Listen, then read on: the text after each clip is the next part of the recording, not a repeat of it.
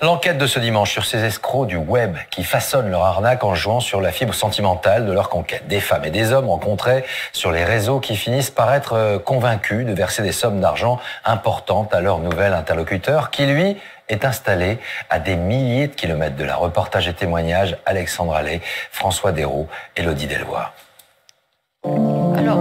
À 80 ans, elle est tombée éperdument amoureuse.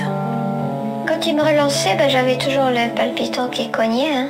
Ah oui, comme une gamine. Je lui ai dit qu'il avait réveillé en moi quelque chose que j'avais enfoui depuis des années. Cet homme, c'est lui, un certain Laurent, de 10 ans de moins qu'elle. Une rencontre virtuelle.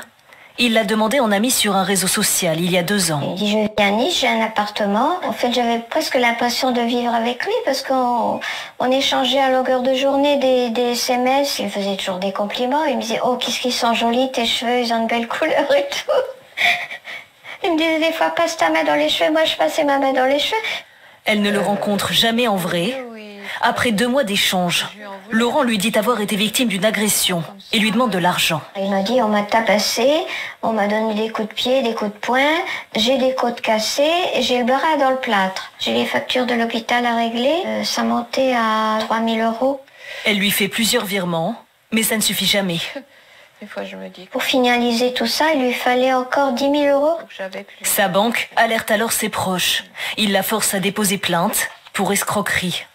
Elle a tout consigné dans ses classeurs. L'homme lui avait fait une reconnaissance de dette de 17 000 €, sans valeur. Piégée, elle ne reverra jamais son argent. L'argent n'avait pas d'importance pour moi. Moi, j'aimais quelqu'un et je l'aidais. Il restera, malgré tout, mon plus beau souvenir. Un beau souvenir, mais en réalité un faux profil, monté de toutes pièces. À plus de 4000 km de là, à Abidjan.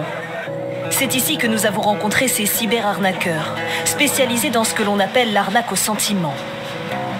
Dans l'anonymat des cybercafés, ils cherchent à entrer dans l'intimité de leurs victimes. Eh bien, je vais lui dire, je m'apprête à aller me doucher. Voilà. Mais il le sent bien parce qu'il répond rapidement. Il envoie d'être très attaché.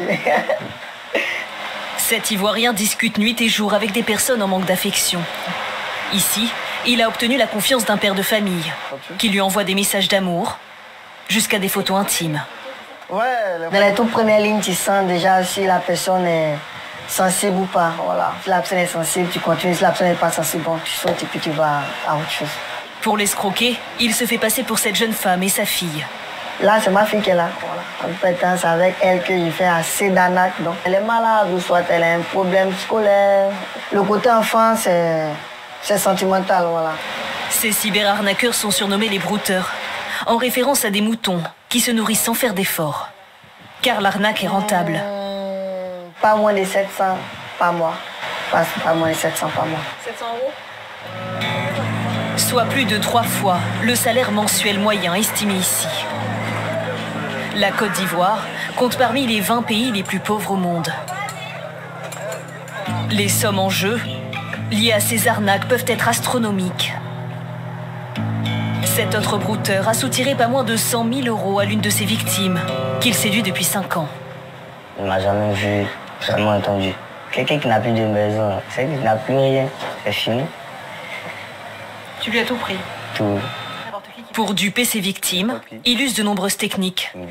Quand il lance un appel vidéo, par exemple, il ne met pas sa propre webcam, mais télécharge une vidéo d'une jeune femme trouvée sur Internet, qui passe en boucle. Avant de lancer l'appel, je viens là, je place la vidéo. C'est comme si moi je n'apparais plus là.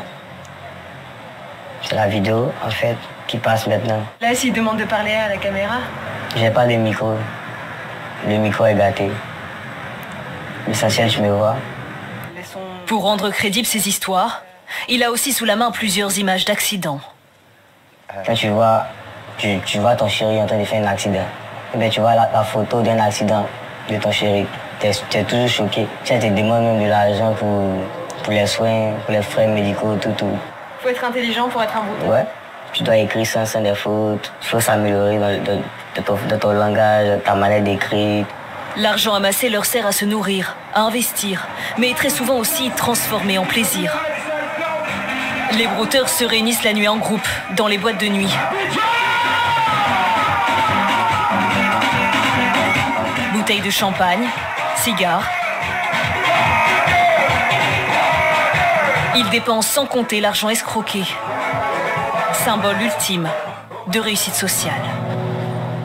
Les autorités ivoiriennes sont gênées par cette réputation de pays du broutage. Elles assurent tout mettre en œuvre pour lutter contre ces cyberarnaqueurs. Mais du côté français, on dénonce un manque de coopération et d'efficacité.